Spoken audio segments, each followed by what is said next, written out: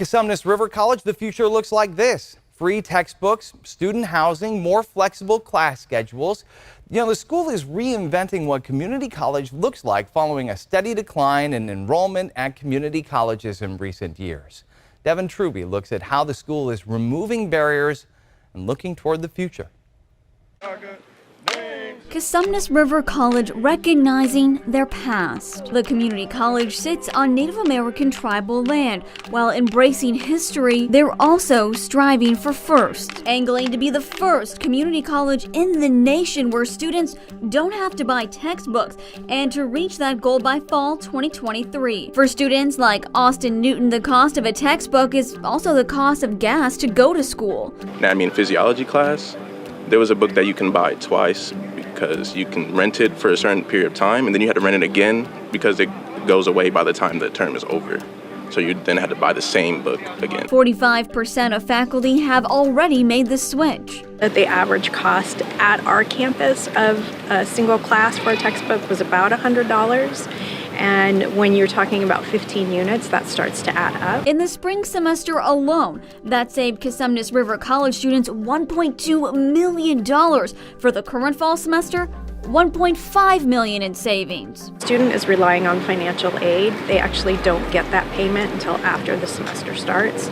So they might try to get through the first few weeks of the class without the textbook. And that can be really, really challenging, and it already puts them at a disadvantage. And that's if there are textbooks left. These empty shelves in the student bookstore show the demand for materials. Saving the money now can be an investment in future education. I'm transferring, so that money can go towards college apps, and for more colleges, since each is $70 to apply. CRC doesn't want to be first in just textbooks. They also have plans to be the first in the Los Rios district to offer housing, which is a huge barrier of knowing where they're going to sleep, where they're going to eat. It removes that barrier. It takes a lot of the stress off of their day-to-day life, knowing that they have a roof over their head and a safe place to sleep. They received $44 million in a grant from the state that'll cover the cost of construction, expecting to break ground in the fall of 2023 with completion by 2025. It does elevate the community college status, and we know most four-year institutions, students do feel that sense of community. The community college's goal is to align students with a four-year institution, whether it's the housing project that looks to provide the same sense of community or class programs. When students arrive at CRC, they are presented with a full-time 15-credit schedule that includes transferable math and English credits. It's connected to the program that they're interested in and the major that they're interested in.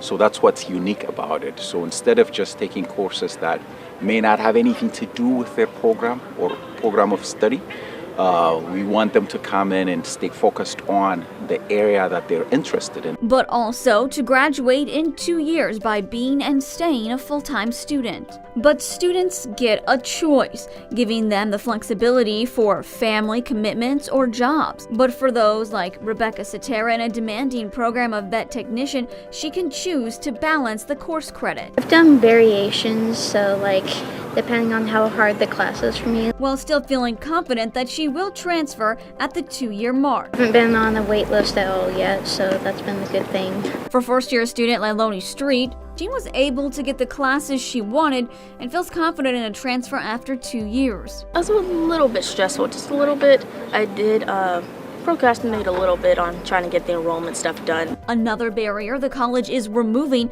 is their COVID-19 vaccine requirement. That will start next semester. CRC President Dr. Bush says it served its purpose during the height of the pandemic, but they lost students in vulnerable populations, low income, and students of color. African American and Latinx students, we also saw that we had a decline in those student populations. So we are doing targeted, equity-focused outreach to those communities to ensure that they have access to our institution. President Bush says they want to make sure communities of color know CRC is here for them to continue to honor Native American land the school sits on.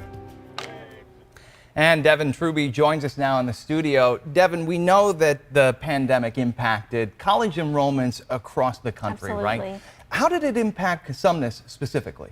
Well, the group where they saw the biggest loss was actually what they would consider reentry students. Now, those are people that are 25 and older that maybe they didn't catch on to the idea of online education, or they couldn't because they were supporting their family or working another job as well.